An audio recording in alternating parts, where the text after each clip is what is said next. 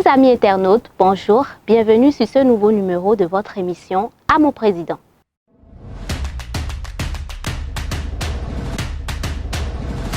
À mon président, c'est votre émission réservée aux citoyens de s'exprimer sur un sujet ou de faire une adresse à l'autorité. Coup de cœur ou coup de gueule, ce canal vous permet de faire passer votre message afin d'espérer une réponse ou une action dans le sens du message envoyé. Bref, il s'agit de faire un message au chef de l'État, que ce soit sur un sujet d'actualité ou un fait de société, afin d'obtenir, si possible, satisfaction.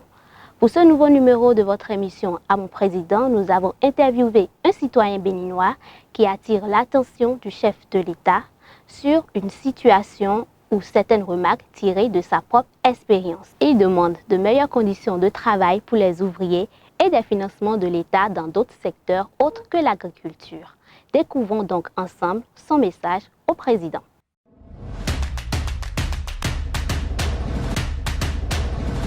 Cher Président, moi je suis professionnel des BTP et ce que je remarque, je vais rapidement vous faire part de ça. J'ai travaillé en tant que ferrailleur.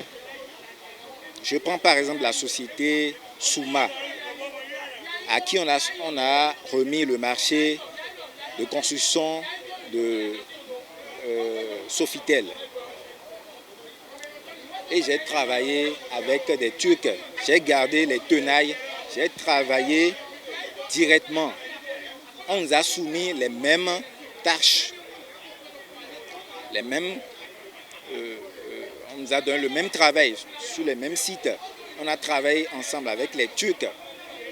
Ils ont importé leurs professionnels. Ils ont importé leurs travailleurs depuis la Turquie.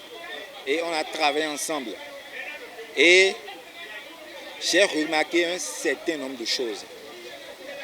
Monsieur le Président, c'est normal que lorsque l'expérience n'est pas, lorsque la compétence n'est pas aussi remarquée dans le pays, c'est normal d'importer les ouvriers.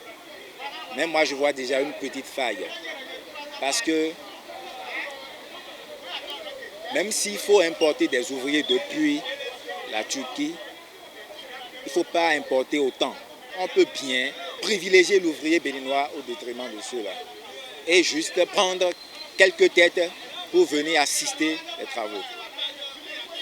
Le deuxième point de mes remarques là, c'est aussi au niveau du paiement, le paiement des ouvriers.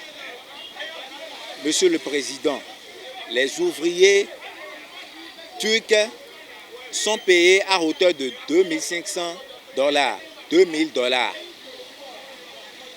Et nous, qui faisons le même travail qu'eux, on travaille de la même façon. Nous n'avons même pas $200. Nos revenus par mois n'atteignent même pas $200. Moi, ça m'a tellement choqué. Et quand les Turcs te parlent, ils disent, mais ça c'est de la cigarette, ça. L'argent, c'est juste pour la cigarette pour moi. Donc ça, c'est une petite faille que moi j'ai relevée. Deuxièmement, je voudrais souligner aussi que dans le secteur BTP, le traitement des ouvriers, il faut que vous donnez plus de cadrage à cela. Que les ouvriers béninois ne soient pas traités comme des chiens. Vous avez fait un travail exceptionnel, Monsieur le Président. Et je vous le félicite. Mais vous avez dit que le deuxième mandat sera hautement social. Et moi, je vois que le hautement social commence par le panier de la ménagère. Et le panier de la ménagère, quand le professionnel, celui qui sait faire l'artisan, qui sait faire son travail, eh bien, ne jouit pas réellement des fruits de son labeur, c'est grave. Ça incite de la colère, ça incite de révolte. Et donc, je voudrais vous demander d'aménager ce secteur pour moi. Que les revenus des ouvriers soient... Parce que nous sommes des ouvriers, c'est pour des contrats temporaires. Vous avez changé la statut des contrats. C'était CDI, mais c'est CDD que les entreprises, la plupart des entreprises signent aujourd'hui. Ça veut dire quoi? Ça veut dire que on vous emploie pour un temps.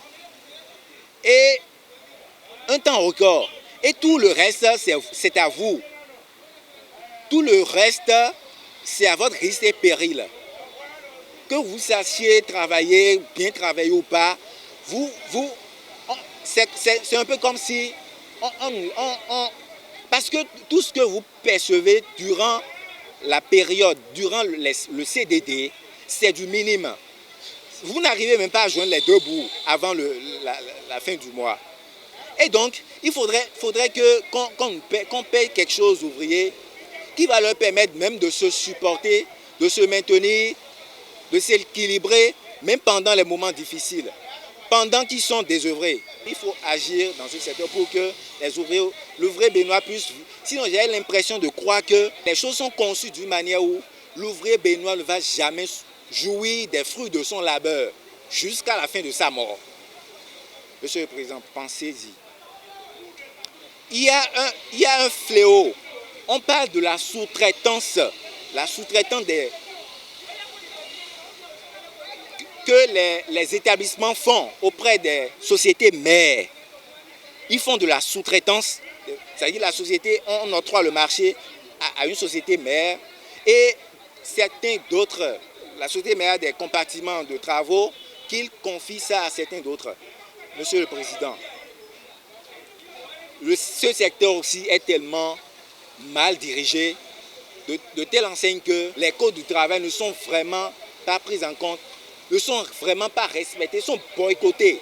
Et donc je dirais, les efforts que vous faites dans le sens de la maîtrise du bonheur de la population, des professionnels du domaine sont en train d'être boycottés. Il faut que cela s'arrête.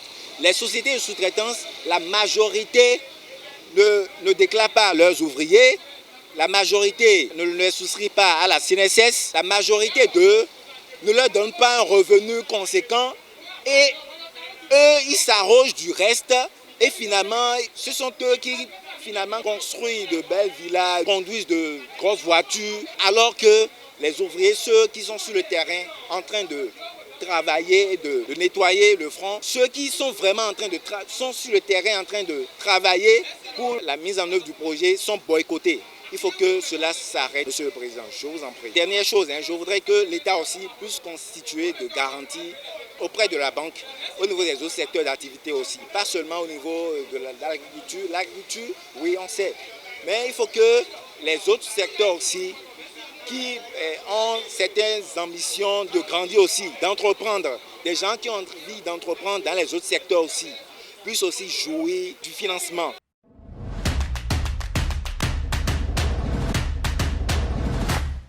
En espérant que le chef de l'État entende ce message, nous vous remercions, chers amis internautes, de nous avoir suivis.